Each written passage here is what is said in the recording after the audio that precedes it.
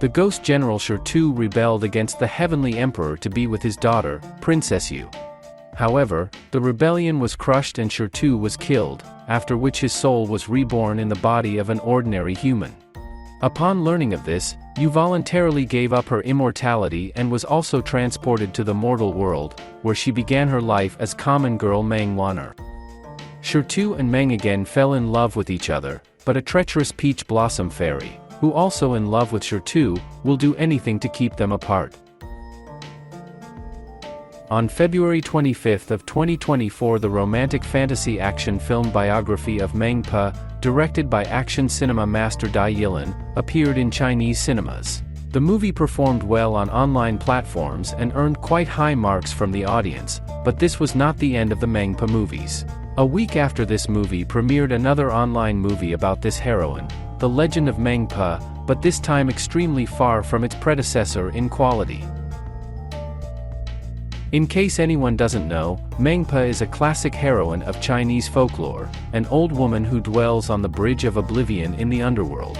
She welcomes the souls of the dead and treats them to a soup of her own making, thanks to which the souls forget everything about their past lives and start a new one with a clean slate. In Dai Yilan's movie, the action unfolded in the underworld, where a young man in love with Meng Po's earthly incarnation tried to make her remember their love. Director and screenwriter Peng Xin-Yi's movie is structured in a more classical way.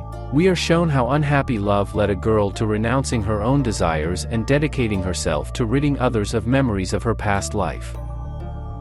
For the first half hour, it seems that The Legend of Meng Po is just an inexpensive and old-fashioned fantasy melodrama, which were quite a commonplace in Chinese online cinema in the late 10s.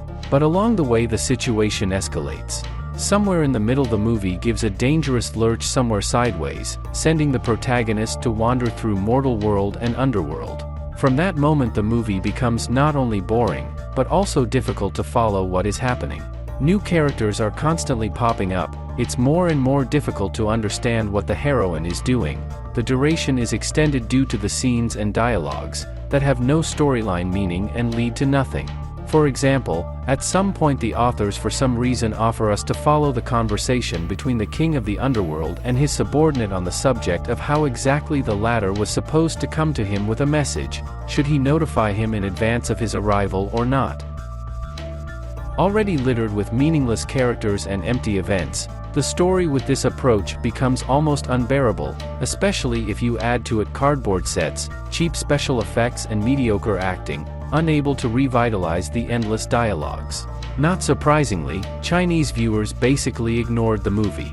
If its authors had released their movie before Dai Yilan's film, they might have gotten some attention, but when there is something to compare it to, it's unclear what they were hoping for.